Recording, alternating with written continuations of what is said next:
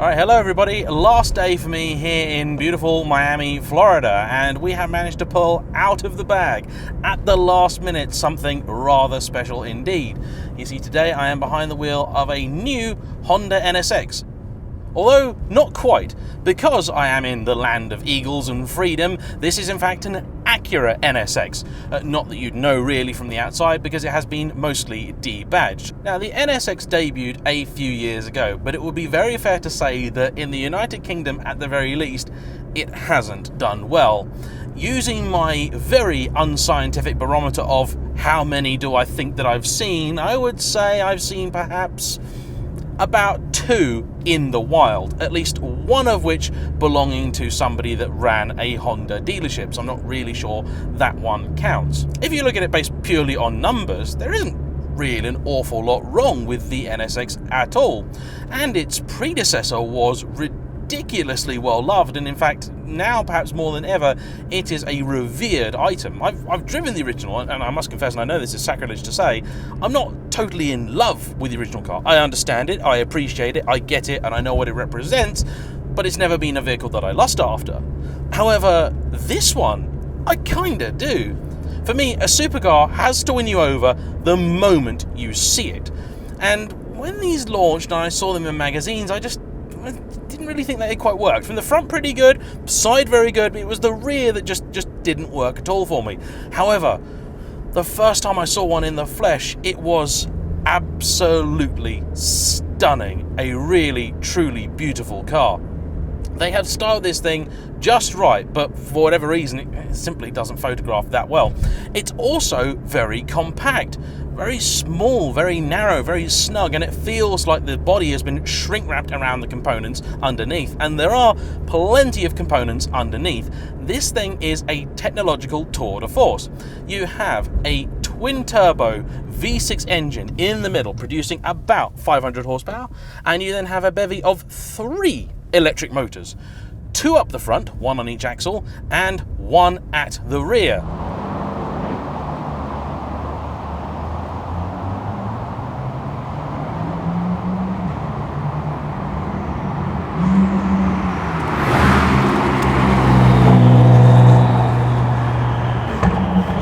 Honda claim a combined total of about 570 odd horsepower.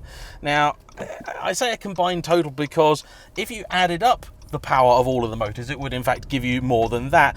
But as far as they're concerned, that's not really the way that electric motors work. Now, that 580 horsepower has to push along a fairly hefty car, putting it basically neck and neck with a Nissan GT-R in performance stakes. Anyone that's driven a modern Nissan GT-R, I'm sure, will agree that they are reasonably rapid despite the weight they have to carry around. However, you can purchase one of those for approximately a third the price of one of these. They debuted at something like £150,000, about 150, 160, but you could option them quite easily up to about 190. There were a few things that were optional that really shouldn't have been, including the sat-nav system. This car has a few optional extras on top of that. So it's got the carbon ceramic brakes, which are about $10,000. It's got a beautiful carbon wing at the back, which I think is an absolute essential, and this very sexy metallic white paintwork. On top of that, this car also has a couple of subtle modifications. First off, it's got an air ride system at the front, or a kind of air system in it. It's got some bags in it to help it get over the lumps and bumps that are very typical on these Floridian roads. And it also has a couple of upgrades courtesy of Science of Speed. So it's running a bit more than standard power. It has their downpipes, and it also has a tune from them.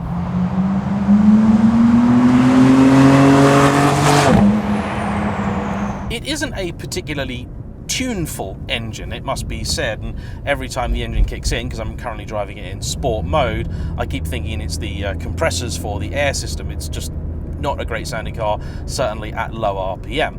We're going to try and get somewhere where I can sort of stretch its legs a little bit more, but I want to be very respectful of the residential area because I have no interest in exiting Miami in the back of a police wagon.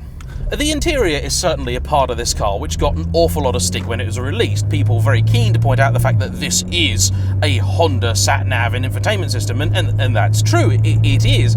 I hate the fact that it's got buttons for doing the volume rather than a sort of a physical knob or dial or anything like that, but honestly, the overall shape in here is beautiful. The leather is quite nice, there's plenty of room, these seats are extremely comfortable, and it does have the vibe of a proper supercar. One thing I'm sure you've seen pointed out in many reviews as well are these very thin for modern car A-pillars, and they do make a big difference. You've got great visibility out of the wing mirrors, and it's an easy car to place.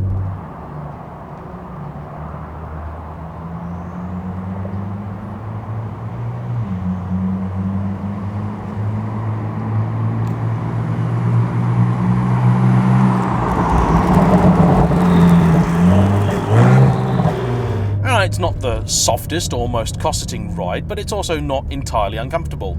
Somewhere in between that engine, selection of motors, and the road is a 9-speed twin-clutch gearbox, which is developed exclusively for this car. And I want us to all take a moment to appreciate exactly what Acura did here. And I say Acura because this car is not really Japanese, not at all. This is designed and built here in America. The box responds pretty well, as does the engine, even on sort of gentle throttle.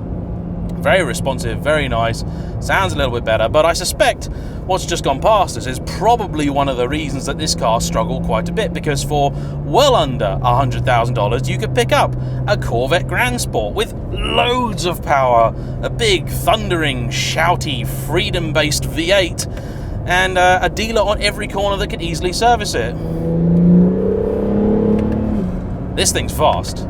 I mean, it's very quick. That gearbox is nice and responsive. I like the feel of these paddles. Are actually better than I kind of give it credit for, and they're better than the paddles in an R8. The steering's actually pretty good too. Again, on these kind of roads, I can't really test it. That's why this is a first drive video and not a review, but it's nice. It does change down quick.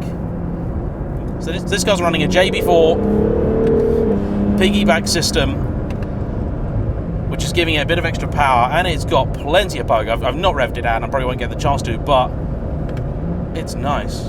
Now, the exhaust system is pretty loud. Not a huge fan of it, but I mean, it's kind of essential because the downpipe is what's giving you a lot of the extra performance boost here. And remember, kids, drive sober or get pulled over. And if you want to work for the highways agency over here, you've got to make sure that everything rhymes. Click it or tick it, etc., etc. If it doesn't rhyme, it's not a crime.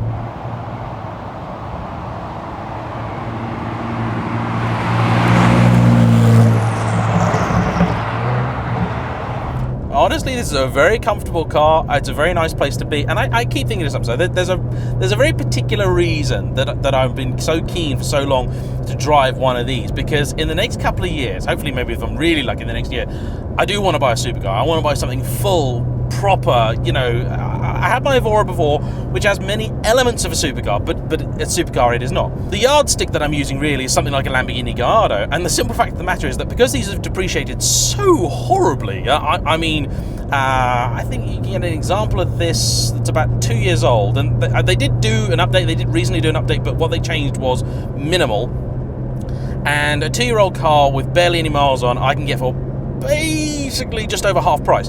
So you can pick these up now for about £75,000 to £80,000. That's dirt cheap. That's really, really seriously cheap. So I can basically get one of these for the same price as a Gallardo, and it's a decade newer car with loads more infotainment and tech.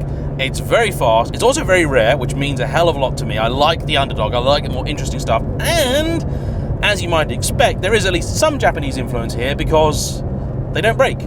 This has, according to its owner, been a very decent and reliable car. Now, it's clocked up just under 8,000 miles, and I can guarantee you that there are many other high-end exotic cars that wouldn't have done that amount of mileage in this amount of time without having some issues. I think another thing that affected sales of this vehicle in the UK are the fact that we sold them at Honda dealers. And the fact is, Honda dealers are nice enough. I got no problem with Honda dealers, but they're just not equipped to deal with this kind of customer.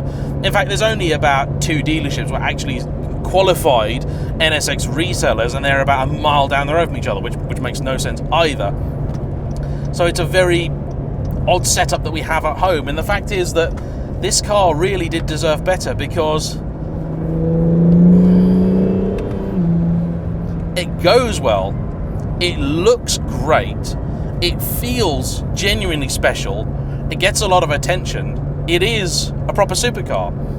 It's modestly practical by supercar standards. You've got a bit of boot space at the back, not really anything up the front, and you know, it's probably on par with something like a Gallardo or maybe an R8, because those are very compromised vehicles as well in terms of storage space. But overall, this has been a very positive first drive. I'm really liking the NSX, and I want to get more seat time in one. So please, Honda UK, if you can spare yours for a little bit, because I know what they've got at the minute. It's a very tasty looking car.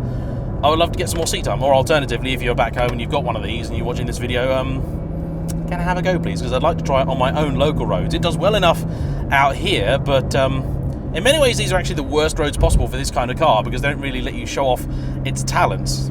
This steering in particular, I really want to sample more of.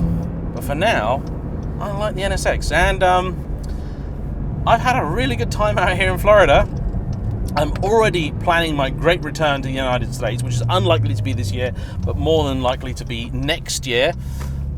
I'm going to be visiting Florida, possibly Virginia, probably North Carolina, and then definitely I want to stop by Texas, because I've had a lot of people get in touch with me who've got cars and they're in Texas. So if you happen to be in Texas and you've got a car you'd like to see on the channel, drop me an email. The details of how to do that are down below. But for now, thank you to everyone that's watched all my stuff this week. Thanks to John, who supplied the car for me today. He's on Instagram, so check him out. It's NSX John. I'll put the details down below. Thanks to Wes for organising this, and thanks to all of you for watching. Please like, comment below, subscribe if you haven't already, and I'll see you for the next one. Bye-bye.